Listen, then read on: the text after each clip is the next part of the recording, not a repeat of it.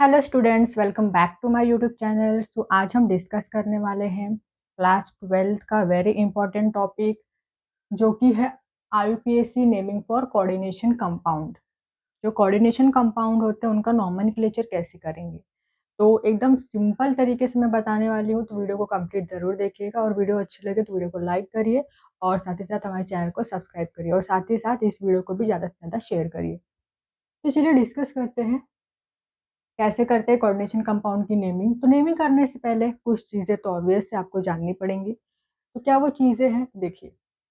जो species present होंगे ना, जैसे यहाँ पर क्या है, fluoride ion, chloride, cyanide ion, hydroxide ion, तो ये जो प्रेजेंट होते हैं इनके लिए आयन नेम और लिगेंड नेम अलग होते हैं। ठीक है, आयन नेम क्या होगा, तो जो नेम होता है, ये जो आयन से उसका जो नेम होगा, जैसे यहाँ पर क्या फ्लोराइड आयन है, ठीक है, तो फ्लोराइड हमने लिखा आयन नेम।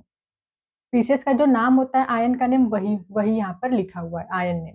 ठीक है, ओ एच, इसको क्या बोलते हैं, हाइड्रोक्साइड आयन, तो यहाँ पर हाइड्रोक्साइड लिखा हुआ है। देन नेक्स्ट, अभी इन्हीं का जो लिगेंड नेम होता है ना, वो अलग होता है।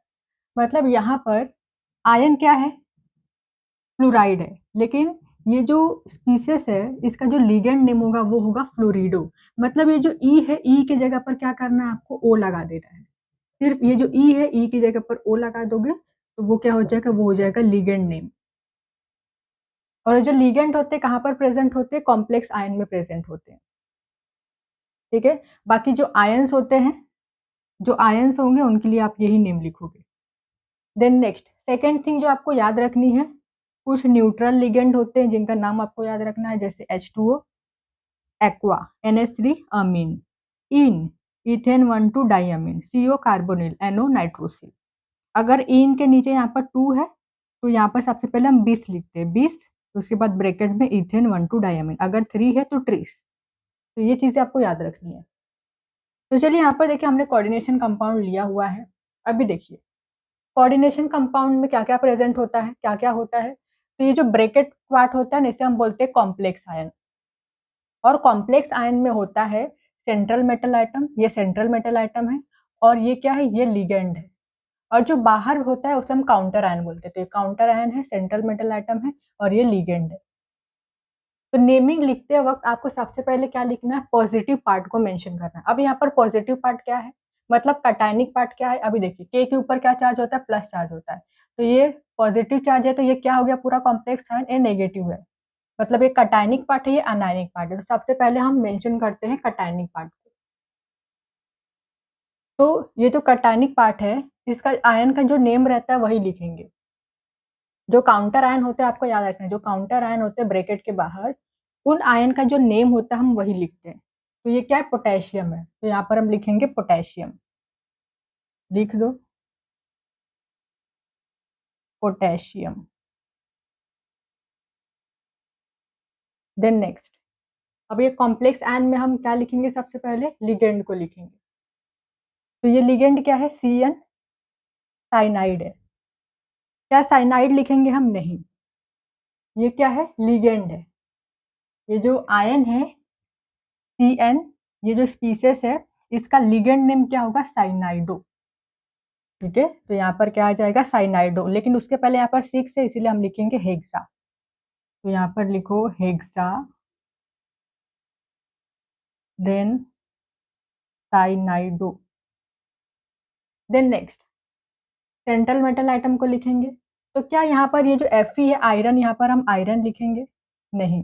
यहाँ पर आपको ध्यान देना है, सबसे इंपॉर्टेंट पॉइंट है, जब भी जो कॉम्प्लेक्स आयन है वो अनायनिक कॉम्प्लेक्स हो, तो जो सेंट्रल मेटल आइटम होता है वो एंड होना चाहिए 8 से, ATE 8। मतलब जो UM होगा ना, उसको रिप्लेस कर देना है 8 से। तो ये तो आयरन है, तो आयरन का जो लैटिन नेम होता है वो क्या होता है, आयरन का लैटिन नेम होता है फेरम। क्या होता है, फेरम। तो ये जो UM है, UM को हटा के क्या लिख दो, ATE, तो क्या आ जाएगा यहाँ पर, फेरेट। तो यहाँ पर क्या लिखना है आपको, फेरेट लिखना है, फेरेट। देन नेक्स्ट, लास्ट में क्या लिखते हैं हम, ये जो फेरेट है, आयरन, इसका ऑक्सीडेशन नंबर रोमन न्यूमेरल में लिखना है। तो कैसे कैलकुलेट करोगे? तो इसके ऊपर मैंने ऑलरेडी वीडियो बनाया है, how to calculate oxidation number of central metal atom. तो इस वीडियो को लिंक में मैं डिस्क्रिप्शन दे दूंगी। तो यहाँ पर देखिए, एक मैं यहाँ पर एग्जांपल बता देती हूँ कैसे कैलकुलेट करोगे। तो यहाँ पर पोटेशियम है, पोटेशियम यहाँ पर पोटेशियम के ऊपर चार्ज होता है +1 और यहाँ पर 4 है, तो क्या हो जाएगा +4। देन प्लस Fe का कैलकुलेट करना है तो इसको x ले लो, then plus, then next cyanide, cyanide का चार्ज होता है -1 और यहाँ पर 6 है, तो क्या हो जाएगा -6 इज इक्वल टू, अभी यहाँ पर कुछ भी नहीं दिया गया है, मतलब कोई भी नंबर नहीं है, तो इसलिए इज इक्वल टू 0 लिखना है। Then next +4 plus x -6 is equal to 0, तो x +4 -6 कितना आ जाएगा -2 is equal to 0, x is equal to +2। तो ये जो +2 है ना, इसको यहाँ पर आपको इस तरीके से रोमन न्यूमेरल में लिखना है। देन सी दिस वन, तो यहाँ पर देखिए क्लोराइड के ऊपर नेगेटिव चार्ज होता है, तो ये नेगेटिव पार्ट है और ये पॉजिटिव पार्ट है। तो सबसे पहले हम पॉजिटिव पार्ट को लिखेंगे। पॉजिटिव पार्ट में सबसे पहले किसे लिखेंगे? यहाँ पर हम लिखेंगे लिगेंड को। अभी यहाँ पर पॉजिटिव पार्ट काउंटर आयन था, इसलिए हमने सबसे पहले उसे लिखा। अभी यहाँ पर positive ion, sorry, positive part क्या है? ये कॉम्प्लेक्स आयन है, तो सबसे पहले हम इसे लिखेंगे और इसमें सबसे पहले किसे मेंशन करते हैं? हम लिगेंड को। तो यहाँ पर लिगेंड क्या है? NH3, ये न्यूट्रल लिगेंड है। तो नेम क्या है यहाँ पर लिखेंगे? अमीन। तो यहाँ पर 6 है, तो यहाँ पर सबसे पहले हम लिखेंगे hexa, then amine, then next central metal item cobalt है, तो क्या यहाँ पर कोबाल्ट लिखेंगे या कोबाल्टेट लिखेंगे? तो ये देखिए, ये पॉजिटिव पार्ट है, ये कटायनिक पार्ट है। कटायनिक पार्ट हो तो जो सेंट्रल मेटल आइटम होता है, एलिमेंट का जो नेम होता है वही हम लिखते हैं। जैसे यहाँ पर देखिए, सेंट्रल मेटल आइटम ये नेगेटिव पार्ट है, इसीलिए ये किससे एंड होना चाहिए? 8 से एंड होना चाहिए। अब ये पॉजिटिव पार्ट है, तो इसका जो नेम होता है वही लिख दो यहाँ पर, क्या रहेगा? कोबाल्ट। देन कोबाल्ट का ऑक्सीडेशन नंबर आपको लिखना है रोमन न्यूमेरल में, तो यहाँ पर आप कैलकुलेट कर लो। देन नेक्स्ट, अभी यहाँ पर क्या है? नेगेटिव पार्ट है, मतलब क्लोराइड आयन है। तो क्या यहाँ पर हम क्लोराइड लिखेंगे या क्लोरिडो लिखेंगे? तो मैंने आपको बताया है, जो ब्रैकेट के बाहर जो आयन होगा, जो काउंटर आयन होगा, उस आयन का जो नेम होता है, आयन का नेम वही लिखना है। ठीक है, क्लोराइड, तो यहाँ पर लिख दो क्लोराइड।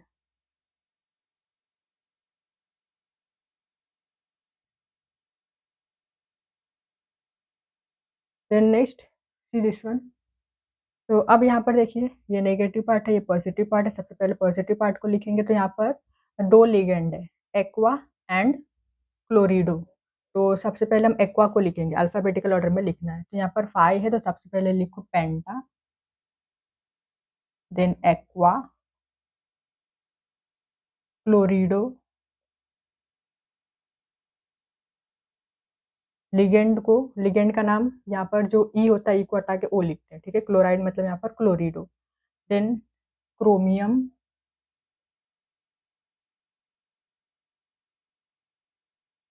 क्रोमियम का ऑक्सीडेशन नंबर ब्रैकेट में लिख दो, कैलकुलेट करके 3 आएगा। Then next chloride.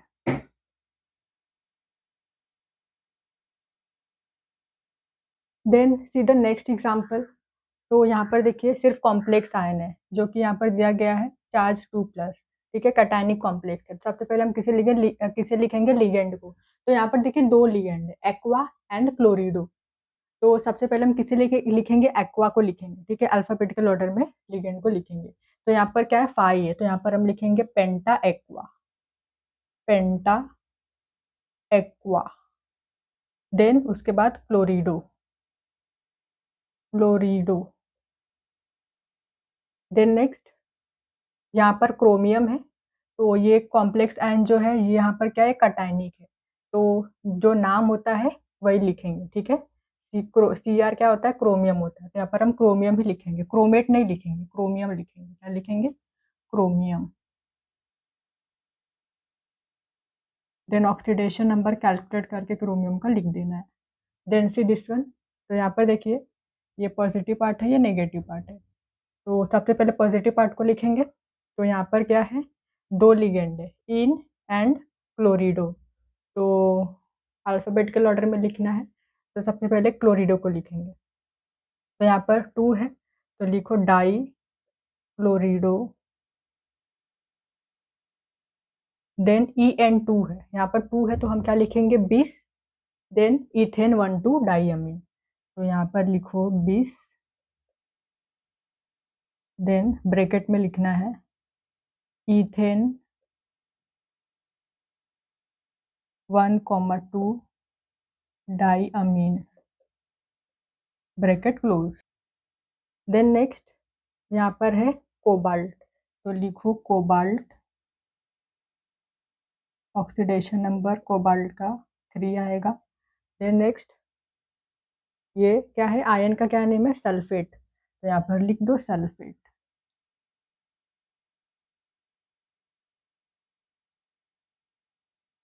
Then see this one, this is positive part, this is negative part. Positive part को लिखेंगे सबसे पहले, तो potassium,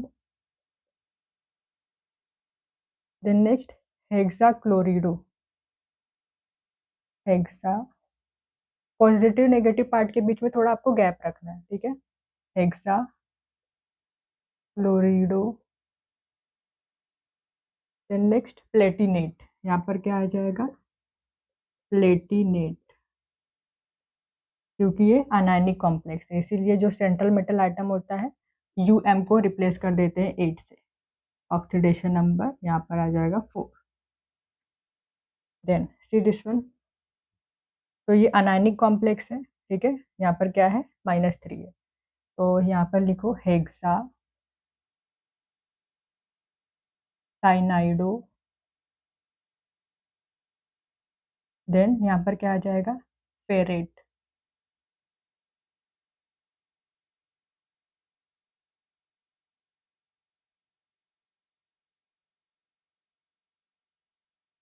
then see this one,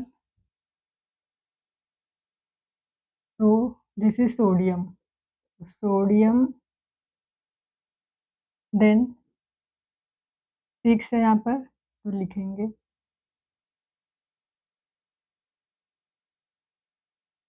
hexa nitrito, then cobaltate, cobaltate, ठीक है, कोबाल्ट नहीं लिखेंगे, क्या लिखेंगे कोबाल्टेट, क्योंकि यहाँ पर क्या है ये अनायनिक कॉम्प्लेक्स है। देन इसका ऑक्सीडेशन नंबर लिख दो। देन सी दिस वन, तो this is central metal item, this is ligand, तो 4 है तो यहाँ पर लिखेंगे टेट्रा साइनाइडो।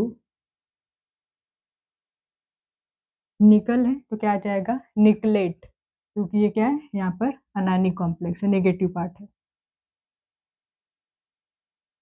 तो निकलेट।